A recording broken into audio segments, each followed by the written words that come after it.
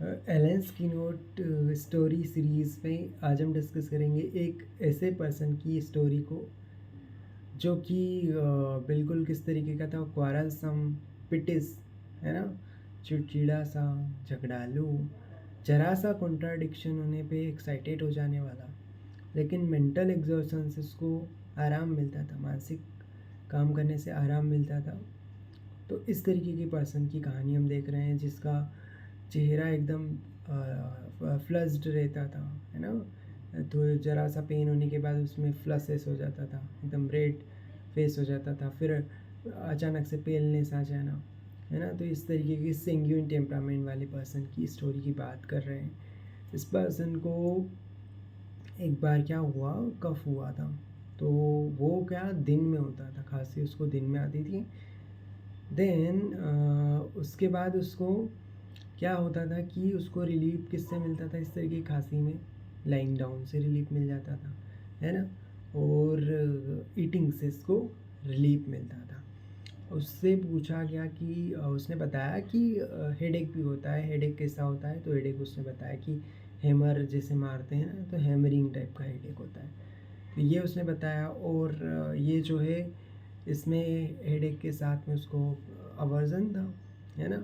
Aversion किससे था, eating and drinking से। और ऐसा इसको कब तक चलता था, 2 to 3 और 4 डेज, 2, 3 या 4 दिन तक चलता था। और ये हर 2 से 3 सप्ताह में ये कहानी रिपीट होती थी, ठीक है। 2, 3 और 4 दिन तक चलता था। और हर 2 से 3 वीक में ये होता था। तो ये सब चलता रहता था। ईटिंग ड्रिंकिंग से इसको अवर्जन था, है ना। हेडेक होता था हेमरिंग वाला, पल्सेटिंग टाइप का हेडेक होता था। अब ये इसको इतना मजबूर कर देता, मस्त लाई डाउन करना था, है ना। हमने देखा था ना, खांसी में भी लाइंग डाउन से इसको आराम था। अब क्या हुआ कि ये इतना इरिटेबल था, इतना वारलसम था, जरा सा कॉन्ट्राडिक्शन से इसको क्या होता था, एक्साइटेबल हो जाता था, है ना। तो इसके साथ में हमने ये देखा कि इसकी जो इरिटेबिलिटी इतनी मार्क्ड है कि पेपर क्रैक करने से भी, पेपर फाड़ने से भी उसका जो साउंड आता है, तो उसके प्रति भी बहुत ज़्यादा ये क्या था, सेंसिटिव था। उसकी वजह से इसको डिस्पेयरनेस आ जाती थी, निराशा आने लगती थी, है ना। तो slight noise like crackling of paper drive him to despair, ये वाला पॉइंट इसमें देखने को मिला। अब ये जो बंदा था, इसमें ब्लड इतना ज़्यादा सेंगुइन टेम्परामेंट था, और साथ में इसमें ब्लीडिंग होने की टेंडेंसी थी, हेमरेजिक टैथिस का पर्सन था, ठीक है। इसका चेहरा भी एकदम कैसे, जैसे रेड पार्ट्स जो थे एकदम से रेड हो जाना, फिर पेल हो जाना, तो रेड पार्ट्स जो है वो अचानक से पेल हो जाते थे, वाइट हो जाते थे ना। और ये बंदा जो है हमेशा चलने से, है ना, तो जब स्लोली वॉकिंग करता था ना, तब इसको क्या मिलता था, रिलीफ, ठीक है। इसको जनरलाइज एडिमा यानी ड्रॉप्सी की शिकायत भी थी, ठीक। तो ये सब चीज़ें था। इसकी हिस्ट्री में हमने पाया कि इसको क्विनिन एब्यूज़ था, है ना, क्विनिन का एब्यूज़ था। इंटरमिटेंट जैसे मलेरियल फीवर्स को सप्रेस किया गया था। तो इसके दुष्परिणाम भी इसमें देखे गए। इसमें जो हमने इससे पूछा कि डायरिया, कॉन्स्टिपेशन ये तो नहीं होता, तो इसने बताया कि कॉन्स्टिपेशन होता है। क्यों होता है, क्योंकि इसके इंटेस्टाइन जो है उसमें टोन नहीं है, टोनिसिटी ऑफ इंटेस्टाइन की वजह से हमने फाइंडिंग में पाया। ये सब मिला। उसको बार बार इनएफेक्चुअल अर्जिंग होती थी स्टूल के लिए, उसका स्टूल एकदम हार्ड आने था, ठीक है।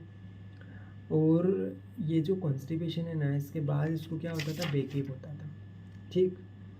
रेक्टम में क्रैम्प्स आते थे, बेकएक होता था, और रेक्टम का प्रोलेप्स हो जाता था, ठीक है। और ईचिंग होती थी नाइट में। तो ये कॉन्स्टिपेशन के साथ था। अब उसको डायरिया होता था, और डायरिया में उसको क्या आता था, डायरिया में अनडाइजेस्टेड स्टूल आता था। ये डायरिया कब होता था इसको, नाइट में। ईटिंग ड्रिंकिंग, जरा सा खाने पीने से उसको डायरिया, है ना। और ये डायरिया इसका पेन नहीं होता था, पेन लेस डायरिया था, ठीक। इसमें एपेटाइट तो गुड थी, इतना डायरिया होने के बाद भी भूख अच्छी लगती थी, ठीक है।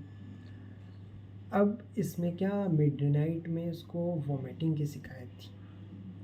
मिडनाइट में क्या है, इसको वोमिटिंग की शिकायत थी। इंजेस्टा जो फूड पार्टिकल्स थे वो आते थे और बिना नोज़िया के वोमिटिंग होती थी, ठीक है। और जैसे खाने जाता था, आज soon as food is eaten, जैसे खाने जाता था उसको टेबल छोड़ के वोमिटिंग करने जाना पड़ता था, उसके बाद वापस आता था फिर से सोर थिंग्स लेता था, ठीक है। तो ये सारी चीज़ें देखी, एसिड्स और सोर थिंग्स फिर से खाने लगता था। बहुत इसको ये सब नोज़िया, ये वोमिटिंग थी, नोज़िया नहीं था। और डायरिया होने के बावजूद भी इसमें कैनाइन हंगर थी, कैनाइन हंगर। और साथ में एक तरफ कैनाइन हंगर थी, एक तरफ बिल्कुल भूख नहीं लगती थी, लॉस ऑफ एपेटाइट थी, ठीक है। हर तरीके के फूड को ये क्या करता था, डिसलाइक कर देता था। इसमें ये भी था कि regurgitation and eructation of food in mouthfuls without nausea. हमने पहले वो देखा है कि इसमें नोज़िया नहीं था, इस पेशेंट में रीगर्जिटेशन हो रहा था फूड का, है ना। अब इसका कब हमने देखा कब होता है, दिन में होता था, है ना। तो ये सारी चीज़ें हमने देखी। इसका हमने उससे ये पूछा कि सर दर्द के साथ के चक्कर भी आते हैं, तो चक्कर आते हैं वो कैसे आते हैं, जैसे पानी को पे देखने से, ब्रिज क्रॉस करने से, और नीचे की तरफ ढलान उतरने से, जैसे डिसेंडिंग से, है ना। Walking over the water, seeing water, flowing water को देखने से, ब्रिज क्रॉस करने से उसको आता था। और बैलेंसिंग सेंसेशन बना रहता था, और जैसे पानी में खुद को बैलेंस कर रहा है इस तरीके का वर्टिगो में सेंसेशन आता था। अब यहाँ पे एक बार क्या हुआ, इसी तरीके की एक लेडी भी आई। तो उसमें वो किस तरीके की लेडी थी कि बहुत वीक थी, डेलिकेट थी, वीक डेलिकेट टाइप की लेडी थी। उसका भी रेड फेस था, तो लेडी डेलिकेट रेड फेस वाली। और किस तरीके की थी, उसका भी फेस रेड था, बहुत पेलनेस थी, एक्सट्रीम पेलनेस, उसका फेस भी एकदम, देखो रेडनेस पेलनेस चल रही है इसमें, है ना। तो रेड हो रहा था, फिर रेड फ्लस्ड हो जाता था ज़रा सा इमोशनल कंडीशन पे आने पे, पेन में आने से। तो ये सारी कंडीशंस थी। अब क्या हुआ, इसके मेंसेस पूछे गए, तो इसको कब आते थे, जैसे नक्स ओमेगा को प्लेटिना के कैसे आते हैं, too early too profuse too long lasting, है ना। इसके भी इसी तरीके के थे, too early too profuse too long lasting.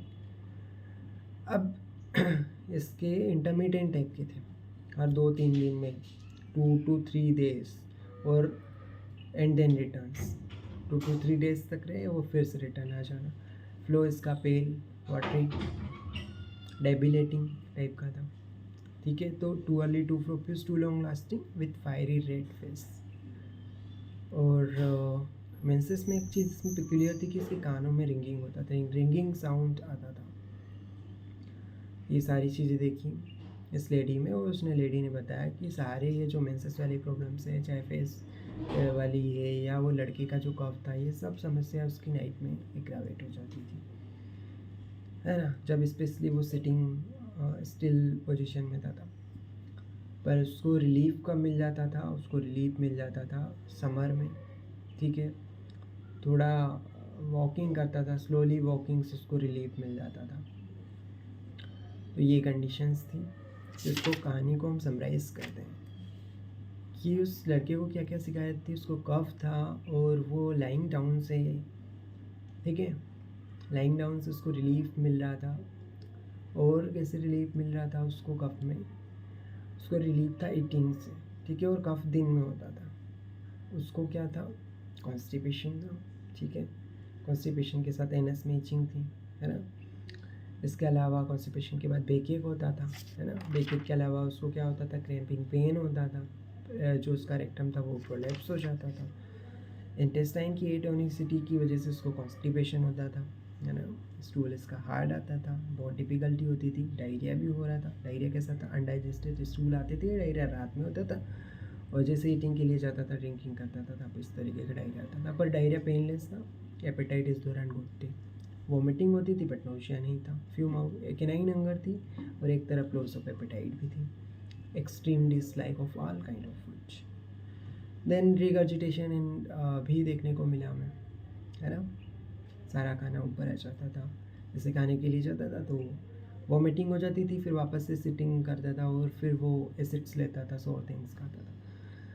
Headache इसको किस तरीके का था, हैमरिंग टाइप का हेडेक था, है ना, पल्सेटिंग टाइप का, हैमर मार रहा है जिस तरीके से, है ना, पल्सेटिंग टाइप का हेडेक होता था। और ये ईटिंग ड्रिंकिंग्स इसको इस दौरान बिल्कुल अवर्जन था, ठीक है। इसको हेडेक के दौरान मस्ट सिट लाई डाउन का होता था। और ये हेडेक कैसा चलता था, 2 3 4, है ना, डेज, एवरी 2 to 3 वीक।